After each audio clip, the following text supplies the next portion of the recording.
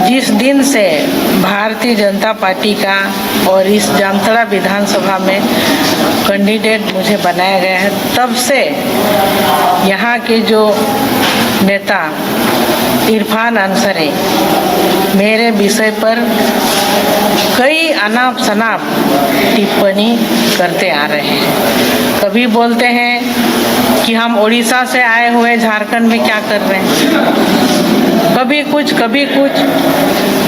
और आप तो जिस दिन वो नॉमिनेशन किए उस दिन तो हाथ ही पार कर लिए।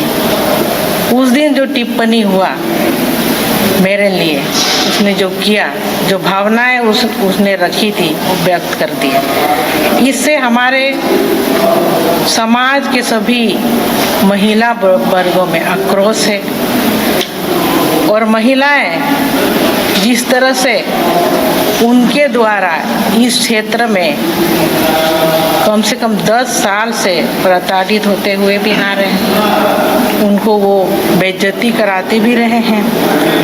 अब हमारे जो समुदाय के लोग और इसने जिस तरह का मेरे ऊपर टिप्पणी किया है, वो नहीं जानते हैं कि वो हम कौन हैं, हम किसकी पत्नी हैं और किस घर से हम बिलोंग्स करते हैं। हमारे ससुर जी जो यहाँ इस जामताड़ा से आंदोलन शुरू किए थे, मेरे पतिदेव ने भी यहाँ से आंदोलन शुरू किए थे और झारखंड अलग राज्य को बने।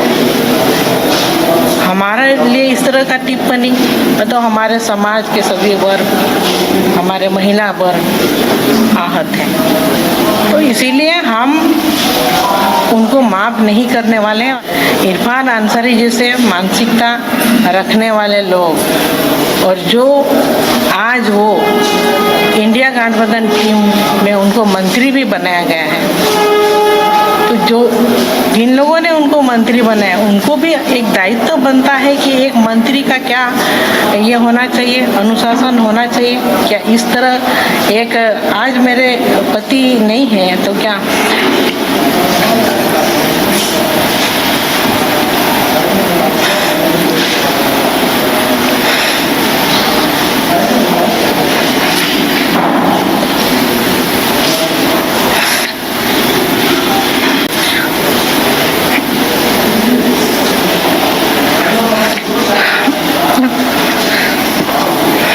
उनकी बात से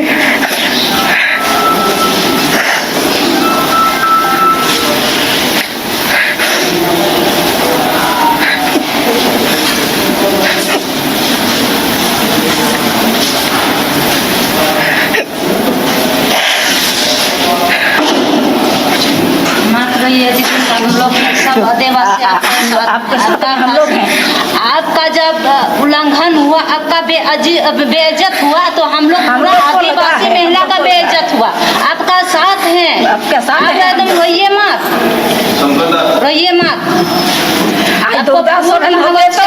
पहले तो बांस से उसका हड्डी पसली एक कर देते, तभी ये चुनाव होता। आज जिस तरह का काम हुआ है ये जामताड़ा जिला में, ये शर्मसार हो गया है एक आदिवासी महिला के ऊपर में बोल के।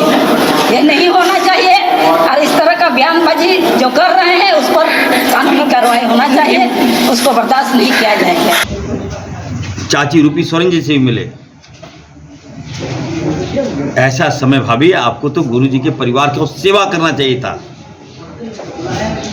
आज आपको हमारे भाई जो इस दुनिया में नहीं है, दुर्गा सोरेन जी की याद आ रही है। लोकसभा में नहीं रोए थे आप, रो देते आप, आज यहाँ क्यों रो रहे हैं आप? जनता नहीं देख रही है क्या? मत कीजिए।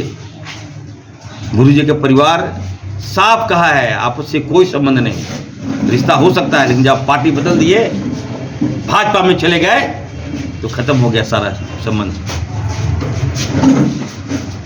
गुरुजी को भाजपा ने जेल भेजा। गुरुजी के मुंह में काली पोतने की बात भाजपा ने किया। जो दिसम गुरु शिबू सोरेन, उसका भाजपा ने सरेआम कहा कि हम गुरुजी के मुंह में काली पोत देंगे। तब आप कहां थे भाभी जी?